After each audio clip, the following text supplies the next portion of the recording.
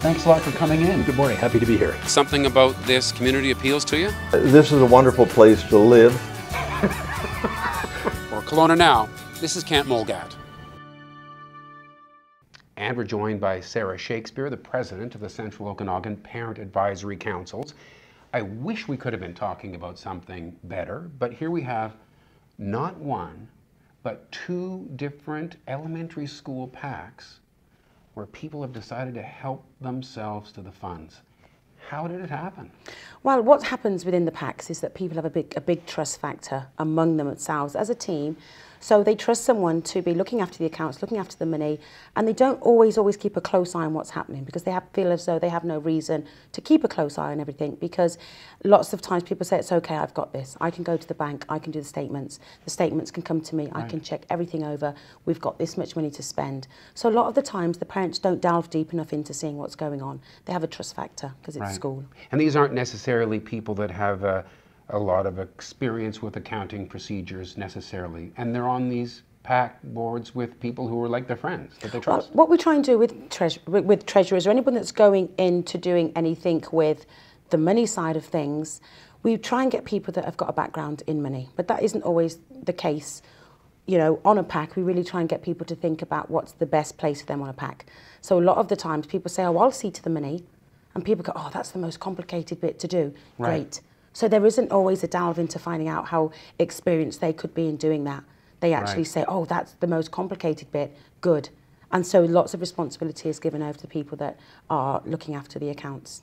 Now, I understand there are accounting procedures that you can put into place, but they tend to be different ways of making sure that different people are involved so that there's second sets of eyes. Am I right? Yes, there is. What we always do with the PACs is there should be 3 signatories on an account, and always all the checks that go out have to be signed by 2 people. So there isn't a single signature that can have anything cleared.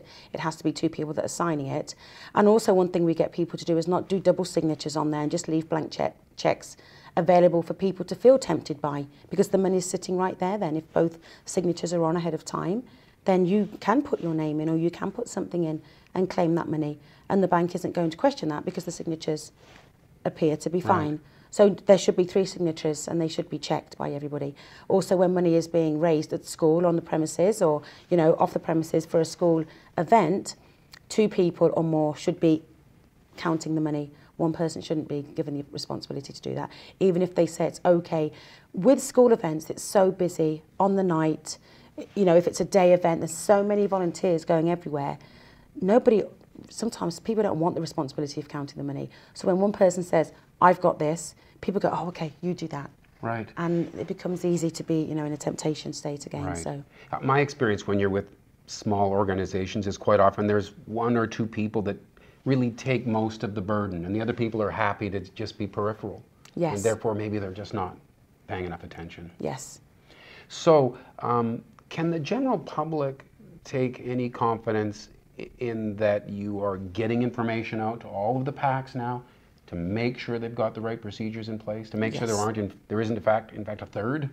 Yeah, so what I've done, I've emailed all of the PAC presidents, all of the co-PAC reps. We have a co-PAC meeting every month where a representative from each school comes to our meeting, and we give them information about the district, things that are going on in other schools, things that they're sharing from their school to us to go out to all the other schools.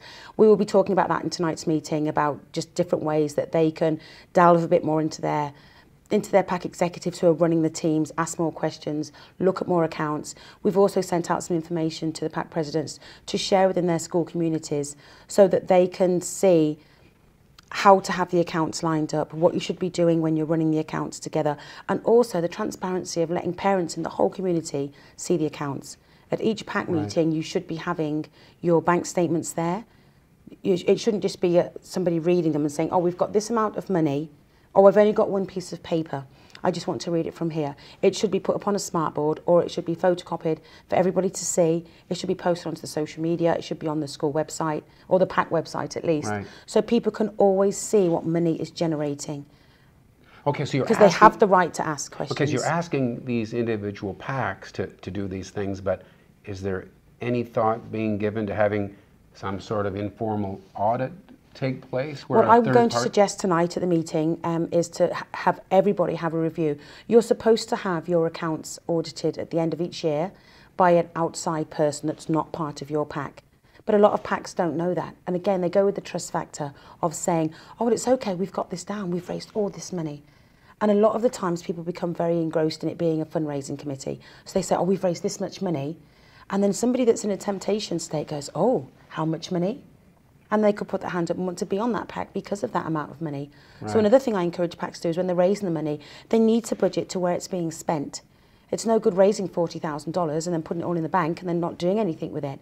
It's there to help the school community. It's there for the kids to make sure that you've got things that they can have at school and outside of school if they need that. So we need to look at how the money's being spent, and parents need to ask more questions. And there's always a vote behind where the money goes. PAC executives can't just vote on where the money goes. So if there's $10,000, the school community shouldn't be able to hear that that PAC executive team just spent $10,000. Something that big, or even $5,000, or even more than what has been set out in the bylaws and constitutions for how much can be spent without a vote, the rest of the parent community need to be informed of that. Through PAC meetings, through agendas, through emails, through texts, however you've got to ask. If something is going to be spent on, the community needs to be asked about that and be shown the evidence that the money is there. I guess the problem is if you don't have all of the right accounting procedures and practices in place, that there's a temptation that someone might think in the beginning that maybe they'll just use that money for a short time, planning to pay it back, and then they just get onto a slippery slope. And that's where it comes. Some of the information we've sent out to schools has actually given some pointers to what you should be looking for in different people's personal situations that may not have been that situation 2 years ago when they took it on. It may not be that position next year, but right now they need that money. It's right there. They can take it, and often they have an intention of giving it back, but it accumulates and accumulates, and they go, oh no, I can have that. So with the right procedures in place, there won't be that temptation? I don't think so, and I think as well, with it coming out into the public now, this has happened within our school district twice in one school term. Who knows what other schools are being taken advantage of by the teams? Once we get people diving a bit more in, do I think any more may come out? You know, we've got 41 schools and 2 of them have had a big amount taken. And a lot of our schools have got high amounts of money in their accounts. And I don't want people to think that, you know, a PAC is the new bank where you can go and say, okay, I'm going to join a PAC now because I can get onto that account. It needs to be strictly done. Is there a risk that people in general just will lose faith in their PACs and stop supporting events? That's how I feel. This is how I feel it may go. Parents may say, well, I'm not going to support that fundraiser. I'm not going to come to that event because our money was stolen. And now we've got to raise it up because there is no replacement. The schools have to go back into fundraising mode and get that community support. And I think that when you've seen a theft of so much money, parents go, oh, you know, that was already gone. Or is that going to happen in our school? So what do you do to restore people's faith in all of these different 41 PACs? I think we need to show more transparency in what money is available. Part of that is what you're doing right now. Yes, ask people. Your response to all this has been unusually open, and you know, here we are, we have this problem, here's what we're doing about it. I think because everyone somewhere is connected with a school. Somewhere somebody has brought home a magazine that we'd like you to support, or come to this event, or can you donate to this family. Someone somewhere, even if they're not a parent, it would have been a friend or a grandparent, would have been asked to support a local school somewhere. And how would you feel if you gave that money in, and whatever financial position you're in, and then that money's gone? So that's what we're trying to do, is to make sure that everyone knows this can happen. Keep a real eye on the money. And also I'm really encouraging PAC teams to be transparent with it. You know, it's really hard to get parent volunteers. And I know a lot of people that may watch this who are on a PAC say it's so hard to get parents' involvement. But when money is stolen, it raises their attention. And they go, oh, I don't want that to happen at our school. Because what happens is if that money is taken away from PACs through theft, then parents then have to pay more for what their children are getting from a PAC. So though you're supporting the fundraisers, if the accounts have no money in, you're going to start having to pay for field trips. You know, the iPads that were going to come in for the kids from the PAC are not coming in. Smart boards that go into classrooms that PACs raise money for are not going to go in there.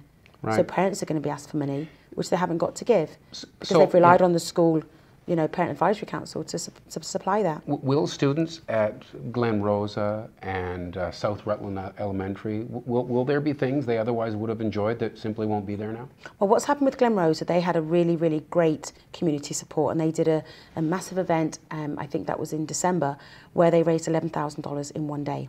So 22 was taken from them, and they were able to raise half that money in one day. Although it's not back up, they're still doing fundraising efforts to raise that money. But of course, having 22 to play with and now having 11, that makes a difference. And then with South Rutland, you had 20, now you have nothing.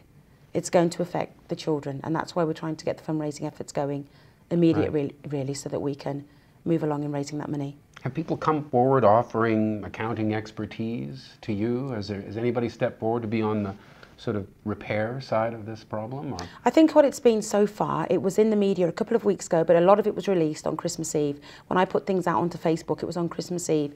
And I think people miss that bit. I got a lot of response on social media on that day, but I think there was the lull, like there always is, between Christmas and New Year. And then last Friday, I reposted everything to say, if you miss this, and that's when the biggest media response came. Because I think people were wide awake, getting ready for school and going, oh. A lot of people, I think, weren't given the impression with South Rutland that all of the money was gone. It said the accounts had been compromised. So when a parent hears that the accounts are compromised, that could mean $1,000. It doesn't mean all of it. All of it.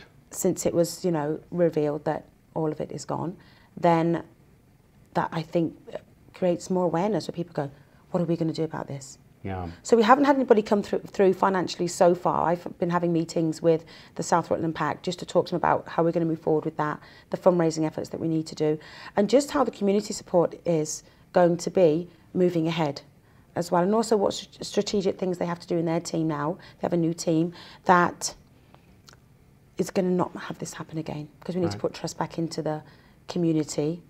Because their money was taken, we need to have that school feel as though they can give back into that school and it not happen again. Well, let's hope that works. I really appreciate your openness and transparency. This is great. Thank you. Great meeting you. Very nice to meet you. And thank you for watching Kelowna Now.